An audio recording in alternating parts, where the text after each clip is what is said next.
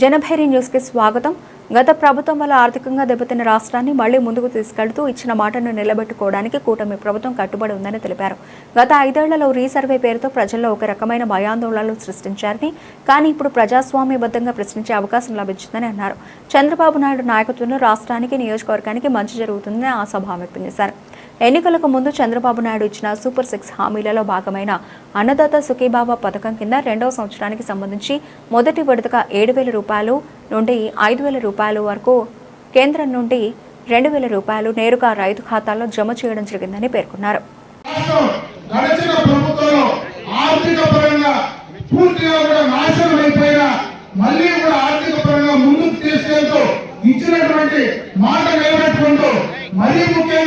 గడిచిన 5 సంవత్సరాల్లో ఒక భయానకమైనటువంటి వాతావరణం. ఆ రోజు భూమి పూర్తిగా కూడా వాళ్ళు రీసర్వే పేరుతో మన భూములు మన పేరుతో ఉంటాయా లేవా అని తెలియనటువంటి పరిస్థితుల్లో జగన్మోహన్ రెడ్డి పంపేసి మన పాస్బుక్ ఇచ్చిన సందర్భం నుంచి కూడా ఈ రోజు ధైర్యంగా మనం మన ప్రజాస్వామ్యబద్ధంగా మాట్లాడి అడిగేటువంటి అవకాశం ఈ కూటమి ప్రభుత్వం కల్పిస్తా ఉంది. కాబట్టి ఖచ్చితంగా కూడా రాబోయే కాలంలో ఈ కూటమి ప్రభుత్వాన్ని మీరందరూ కూడా ఆశీర్వదించాలా. ఇటువంటి ప్రభుత్వం ముఖ్యంగా చంద్రబాబు నాయుడు గారి నాయకత్వంలో ఖచ్చితంగా ఈ రాష్ట్రంలో మంచి జరుగుతుంది. మన నియోజకవర్గానికి సంబంధించి అయితే నడిచిన 2 ఏళ్లలో దాదాపు రోడ్ల పరంగా చూస్తే ఎక్స్టర్నల్ ఎయిడెడ్ ప్రాజెక్ట్ కింద 132 కోట్ల రూపాయలు కంప్లీట్ చేశాం. అదే విధంగా మరి ఈజీఎస్ కింద 70 కోట్లతో ఇంటర్నల్ రోడ్ కానీ గ్రామాల్లో కానీ అవి కూడా కంప్లీట్ చేశాం.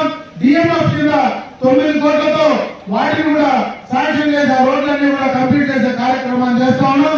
ఇకపోతే ఒక ప్రధానమైన కార్యక్రమం రాబోయే కాలంలో మన ప్రాంతంలో ఉండేటువంటి రైతాంగం కోసం మనం ఏదైతే ఈ ప్రాంతంలో హార్టికల్చర్ మనం ఎక్కువ చేస్తామో, ఈ ప్రాంతం పూర్తిగా కూడా రైతులందరూ కూడా హార్టికల్చర్ పైన ఆధారపడి ఉన్నామో, దాదాపు 40,000 కోట్ల రూపాయలు హార్టికల్చర్ కు ఈ యొక్క 4-5 జిల్లాలు అంటే ఉమ్మడి కూడా కలిపి 5 జిల్లాలకు ఇన్ని వేల కోట్ల రూపాయలు కేంద్రం నుంచి రాష్ట్రం నుంచి కూడా తీసుకొచ్చి దానికి కావాల్సినటువంటి రోడ్డు ఫెసిలిటీ కానీ, మార్కెటింగ్ ఫెసిలిటీ కానీ, నీటికి సంబంధించిన సాగునీటికి సంబంధించినటువంటి ఫెసిలిటీస్ కానీ అన్ని కలిపితే ఆ పెట్టుబడితో కలిపి 1,00,000 కోట్ల రూపాయలు ఈ రాయలసీమలో ఖర్చు పెట్టాలనేటువంటి ఆలోచనతో ఈ ప్రభుత్వం ముందుకు వెళ్తా ఉంది. దానికి సంబంధించి టెండర్ల ప్రక్రియ కూడా దాదాపుగా పూర్తి చేసే కార్యక్రమాన్ని నిర్ణయం తీసుకోవడం జరిగిందని చెప్పి ఈ సందర్భంగా కూడా మీకు గుర్తు చేస్తా ఉన్నా.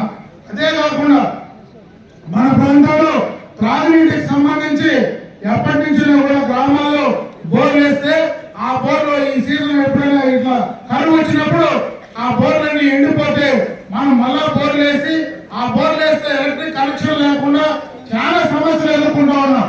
అందుకే ఈ రోజు వాటర్ గ్రిడ్ కింద ఈ ప్రాంతం ఈ రోజు మదనపల్లి, పుంగనూరు, పలమనేరు, కుప్పం, తంబలపల్లి ఈ 5 నియోజకవర్గాలకి 2,886 కోట్ల రూపాయలతో డైరెక్ట్ గా మరి గండికోట నుంచి అక్కడ దగ్గరనే గాలివీడులో ఒక ప్లాంట్ పెట్టి అక్కడ ప్యూరిఫై చేసి ప్రతి గ్రామానికి ప్రతి చిన్న ఊరున్నా కూడా అక్కడ అన్ని కూడా డైరెక్ట్ గా పైప్ లైన్లు 24 అవర్స్ వాటర్ వచ్చే విధంగా కూడా ప్రోగ్రామ్ త్వరలోనే కూడా టెండర్లు పిలవబోతా ఉన్నాం.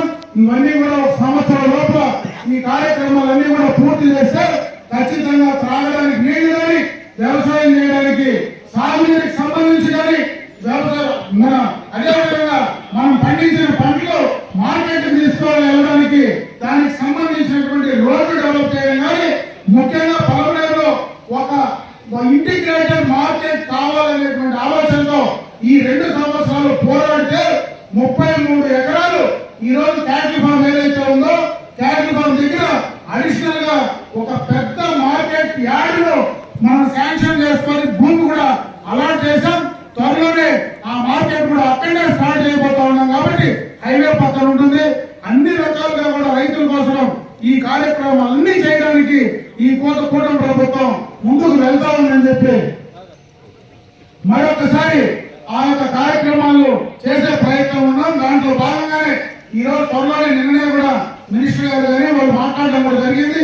ఆ కైగల్ది అదే విధంగా మనకు కౌంటింగ్ యాక్ట్ సంబంధించినటువంటి చెక్ డ్యామ్స్ అవి రెండు కూడా ఎస్టిమేట్ అయ్యమని చెప్పి మళ్ళీ రీఎస్టిమేట్ అయ్యమని చెప్పి పంపించారు.